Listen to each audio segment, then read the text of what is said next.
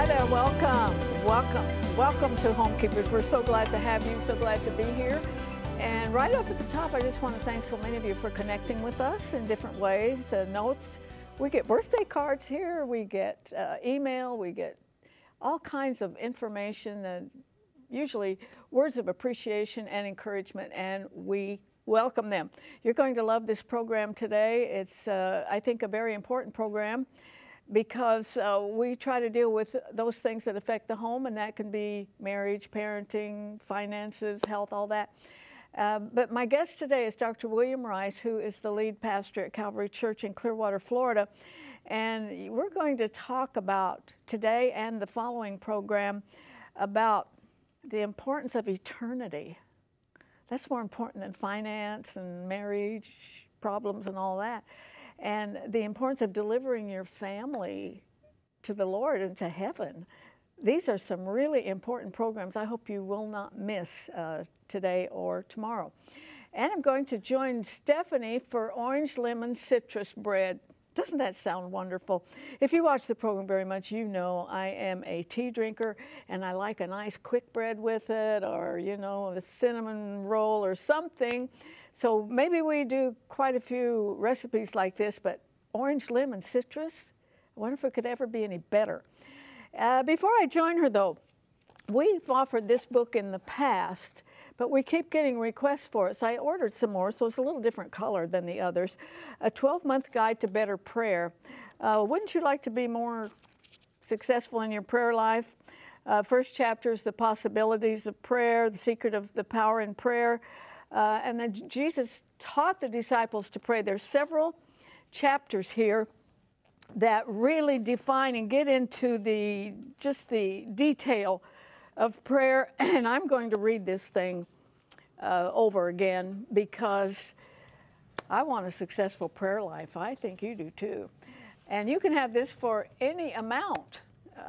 It can be whatever you can send, and we will appreciate it. You can send it through the mail to Box 6922, Clearwater, Florida, 33758, or using your credit card, 1-800-229-0059. And we'll get it out to you. I know we've offered it in the past, but we've been getting more remarks about it, so we got some more for you. So let us hear from you on that, and we'll get it out to you. And how are you today? Doing well. How are you? I love your top. I love the color. Internet, $8. $8. And what about the earrings? $1 at the flea market. I need to follow you around. This really is pretty. I like the color. Thank you. Okay, doesn't it sound wonderful? Yes, you're going to spray the pan for me, and then you have an egg, you have a cup of milk, a half a cup of canola oil, and a teaspoon of vanilla you're going to mix together for me. Okay. I have a cup and 3/4 of flour. I have 3/4 cup of sugar. I have a tablespoon of lemon zest, which smells so delicious and so fresh. I have 2 teaspoons of baking powder. Our lives are kind of pathetic because we get really excited when there's some lemon peel. My life is not pathetic. And a 1/4 teaspoon of salt. I'm going to mix the dry. You're mixing the wet, which was an egg, a half of Got some oil. cup of oil, a teaspoon of vanilla, and a cup of milk. And then when we bake this, we put it all together, we bake it, and then we pour a yummy marmalade lemon zest topping over it. Yeah. So delicious. It's really a very loose batter, so let me clean up here. Okay. Thank Are you ready for this? I am ready. Okay. Okay. So I mean, it's a really simple recipe. You just mix. So you have a 1/4 cup of marmalade, This and marmalade, you have a teaspoon of lemon zest. lemon You're going to zest just mix that together. in it. And we just kind of drizzle that over the top when it comes out of the oven. Right. Oh. Sorry about that. Well, So let's see, we're in February, which is my birthday month. what in the world can we do to celebrate? I mean, It's a big one, people, and I'm thrilled to be turning 50 this year. well, you look great. What can we do? What can we get you? I could name a plethora of things. No. We've got to think of something really. I am extremely happy to be turning. I know 50 some people don't like, but after my year last year. She's a bring cancer survivor. 50 on. Yes. Okay, so it's just a really loose batter. Yeah. But you know, what you've been through, you look at life differently, don't you? Oh, sure. Yep.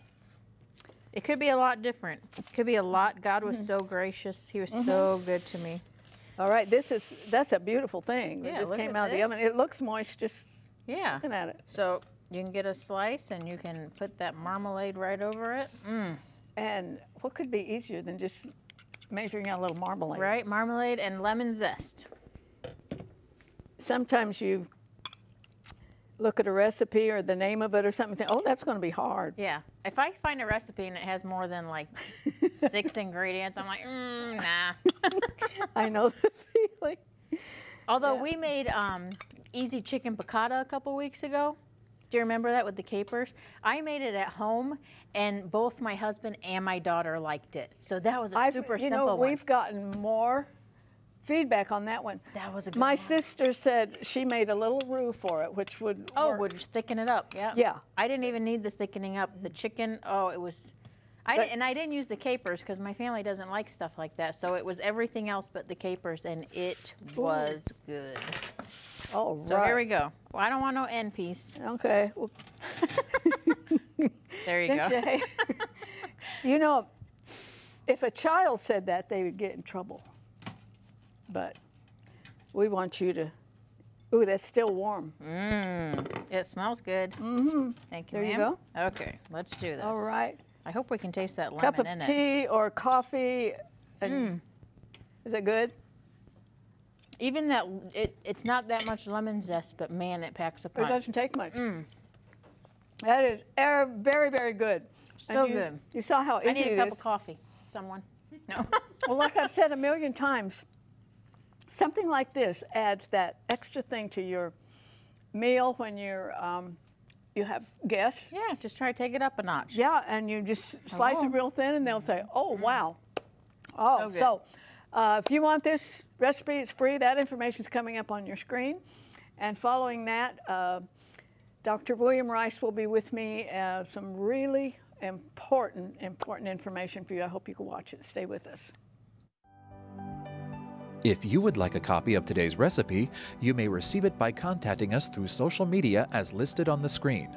When requesting a copy through the mail, be sure to include a self-addressed stamped envelope. Thank you, and please know we always appreciate hearing from our viewers.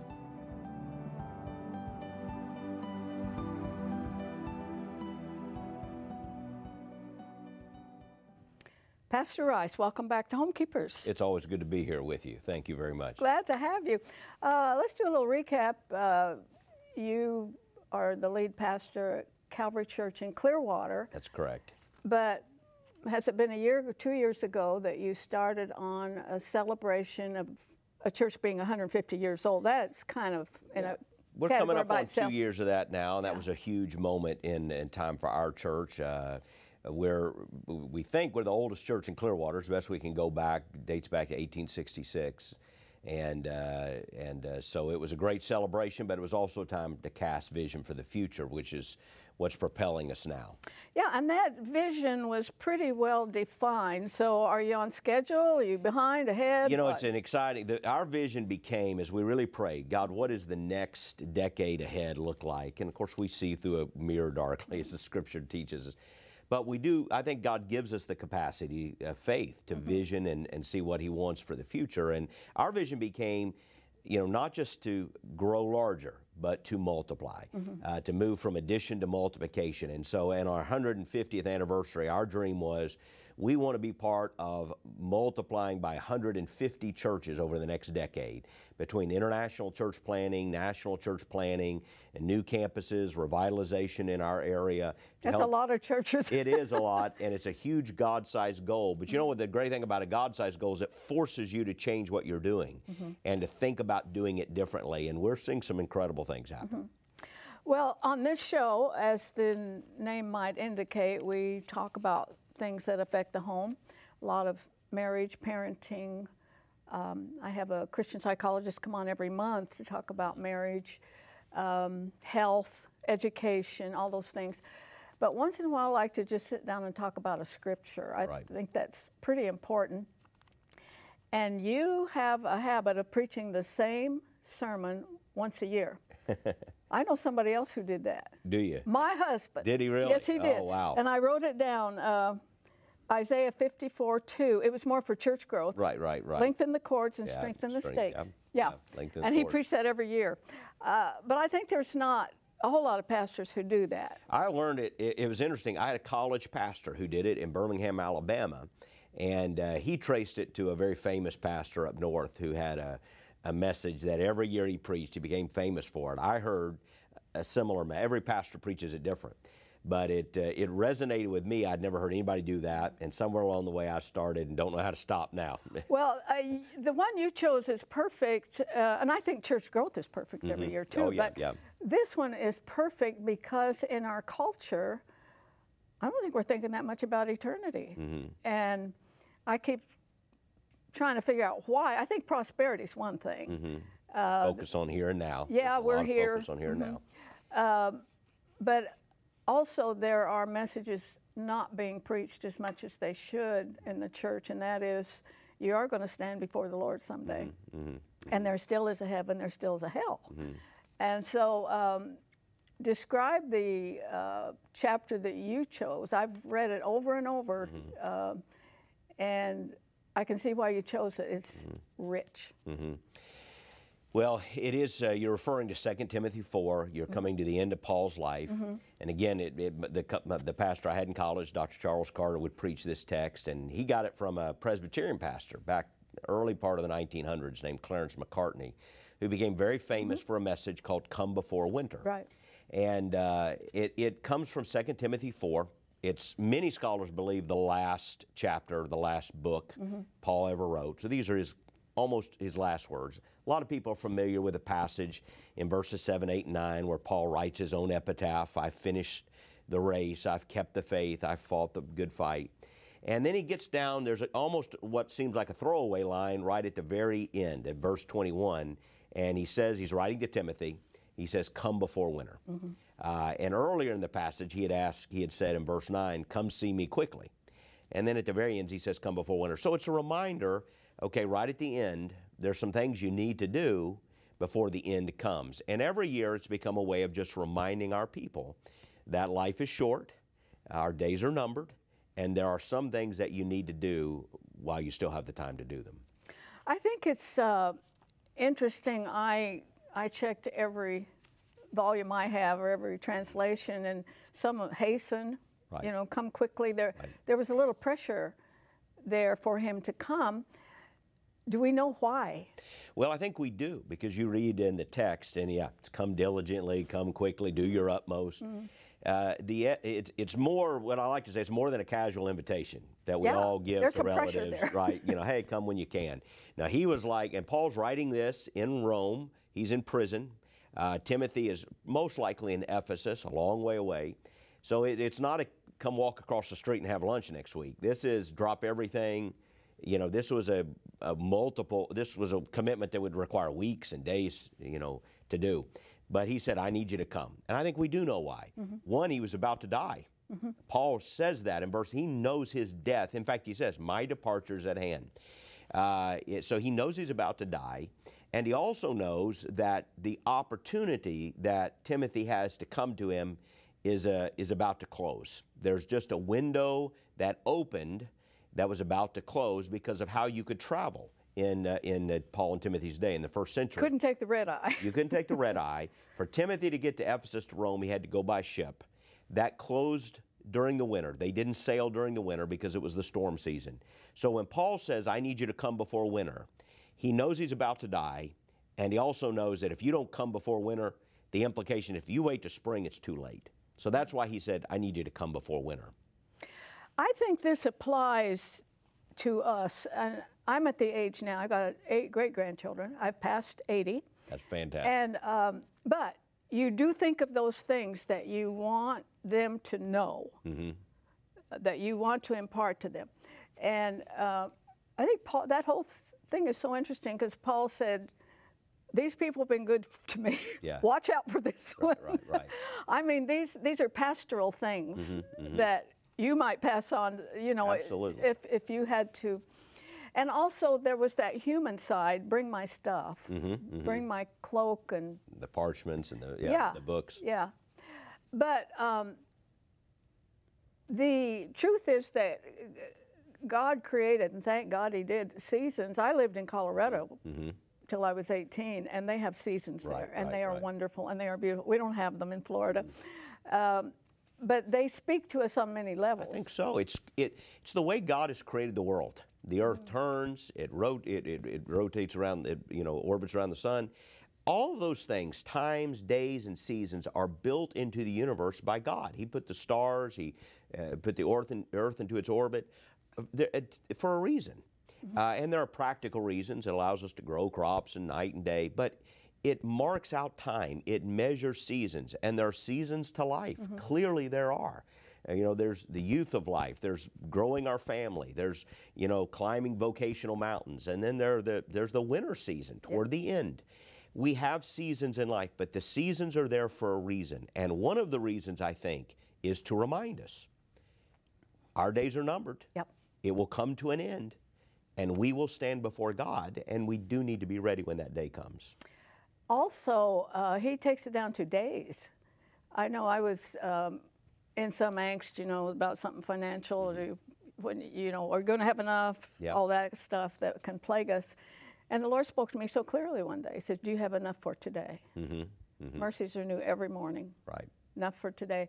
And really, if we got up every morning and looked at life that way, we might behave a lot differently. We would. God lets us see just what he wants us to see. And we depend on him day by day. Jesus talked about there's enough grace for today. And yet we need to have a sense all along the way that our days are numbered. These are precious opportunities. And opportunities that we have today are not going to be there necessarily forever. That's what, Paul talks about, make the most of every opportunity. Seize the day is what he's really saying. Make the most of it, because you have some time, but you're not always going to have those times. If you've just joined me, I'm talking to Pastor William Rice from the Calvary Church in Clearwater, Florida. And we're talking about a passage of Scripture, the last chapter in 2 Timothy. It really applies on a very personal level. And that is, we're talking about eternity. And you don't hear about it that much anymore because, hey, we got air conditioners and water beds and all of those things. I think a gentleman who really impacted my life, remember when we had evangelists for a whole week or 2 weeks? That kind of thing. Well, that's what he was. He was a Dutchman, real unique guy, but he said, I've got one sermon. I can preach it in 1 week or 10 days, whatever you want. But it was called Living Your Life Now in the Light of Eternity. Right. And it really impacted me. And then a few years ago, I heard Gloria Gaither speak, and she said something that just really stopped me in my tracks. She says, what you're doing right now, what you're doing today, does it have eternity in it?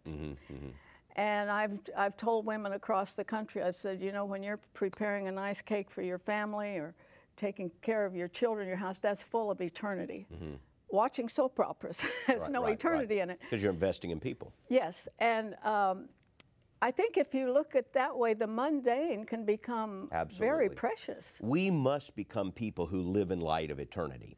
And you've intimated a couple of times, things tend to ebb and flow in evangelical life in America. Some not always for the good. And in the last couple of years, you've I think intimated, we haven't heard as much teaching about eternity, about the return of Christ, heaven and hell. We tend to just kind of keep those topics off, almost like on the back burner. The emphasis has been on living victoriously today, having our best life today. Improving yourself. Prospering today. Well, we certainly need to know how to live wisely today, and God has great promises that we can lay hold of today. But you cannot really understand what it means to be a gospel-centered person, a follower of Jesus, if you are not looking at it from an eternal vantage point, that Jesus died that we might live forever with him. So keeping eternity is not checking out of what we're doing today. it brings meaning into today. Just like you said, it brings meaning into something that seems as mundane as simple as baking a cake. But if I begin to view it as I'm investing in my family, the eternal is what brings value and meaning to what I'm doing today. Exactly, and I know I got one letter from a lady who had a lot of career ambitions and things wasn't working out, and she said, I always close the show by saying there's no higher calling than that of a homekeeper. She said, when you said that, and I believe that, it changed. Yeah. It changed everything. And does it boil down to, are we listening, are we getting our signals from the world or from the Word? Yes, to a large degree, because it's all in the world. It's all about right now, what I feel, what I want, now. We're an impatient people. We want fast food. We everything is now. And in the Bible, there's this sense of eternity, which brings meaning and wisdom to today. But it never detaches us from the sense that we're going to live forever somewhere. When we did, you referenced our church's 150th anniversary. One of the questions we asked that whole season was, what are you going to do today that will matter 150 years from now? Yep. And, that's an important question to every one of us. What are we doing now that's going to last forever? What are we going to do loud that's going to matter 10 minutes after our funeral? Yes, and I keep coming back to this passage we're talking about with the Apostle Paul. There really is an urgency there, almost like he has a checklist that he needs to get done. And I'm wondering how many Christians really consider. My parents are both buried here. My mom lived to be 100.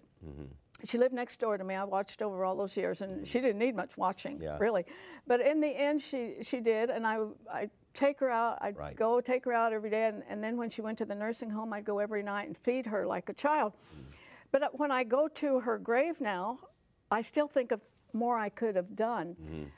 Do you think Paul was trying to maybe lessen a regret load? I think sometimes when our loved ones are gone, and Satan is real good at flooding you with regret. Yeah. It's hard. I think Paul, here's what's very, very clear. Paul knew the end was at hand. Paul knew he was about to die. And I think he was perhaps instructing Timothy, whom he called a son in the faith. He had preached the gospel to him. He had discipled him, helped him become a leader. I think he was saying, here are things I need to do I need you to do before the end comes. And a lot of times people will read that passage, Arthelene, and go, well, if you know you're about to die, and it clarifies things. That's true. But we all need to step back and realize our days are numbered. The years go by fast. And therefore, we need to live with a sense of eternity. It's out there. And it brings wisdom and clarity and priority to what we do today. And wouldn't the best thing you could do, preparing for eternity, is deliver your family to the Lord? What would be greater than that? John wrote, I have no greater desire or no greater joy than that my children walk in the truth. And of course, it's a great burden for Christian parents who are watching this and caring sometimes when they're not sure. We can only do what we can do and trust the Lord to do what the Lord can do. But again, what really matters? What's going to matter 50 years from now, 100 years from now?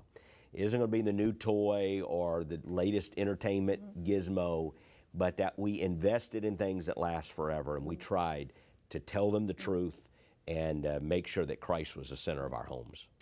Yeah, and we're at a time, a pastor is going to be with us on the next show. We want to continue to develop this all-important subject. And on the next one, Pastor, I want to get into church life, how important it is that your kids are in church and they're in Sunday school and they're in all those things, because that's what really can get that word in them. Stay with me. I have a couple things to say before we have to say goodbye.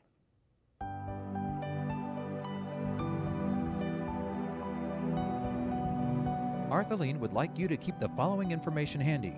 You may contact Homekeepers by writing to Homekeepers, P.O. Box 6922, Clearwater, Florida 33758, or go to www.rippy.org. Remember, we always enjoy hearing from our viewers, and we thank you for your support.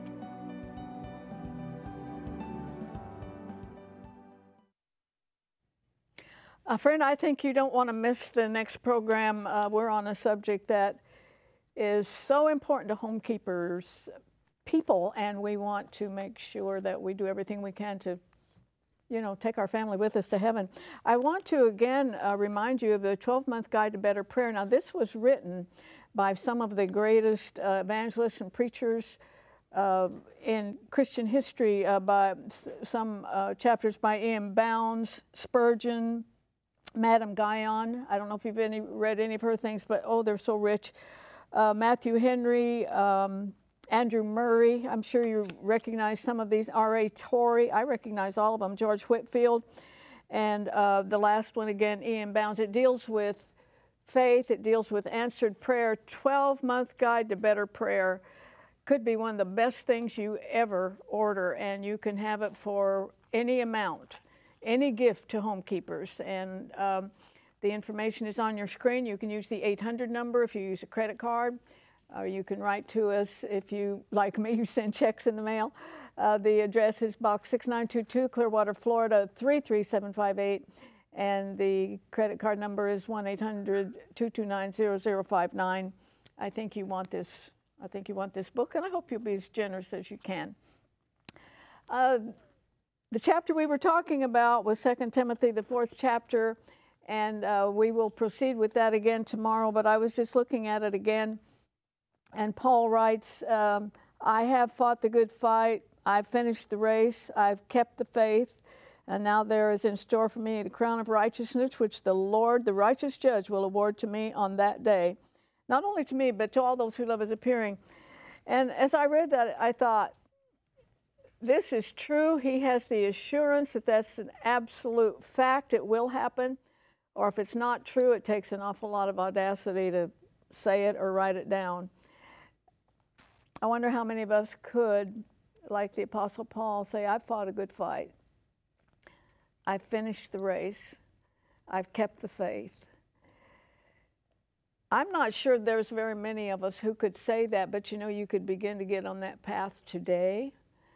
You could begin to think about the things that really matter in life. You could begin to think about your priorities and how they will take you to the very things we were talking about today. Don't miss tomorrow. Pastor Rice will be with us again. And don't forget, there's no higher calling than that of a homekeeper. God bless you. If you should miss a Homekeepers program, you can catch up by going to www.ctnonline.com. Click on CTN Programs and then on Homekeepers.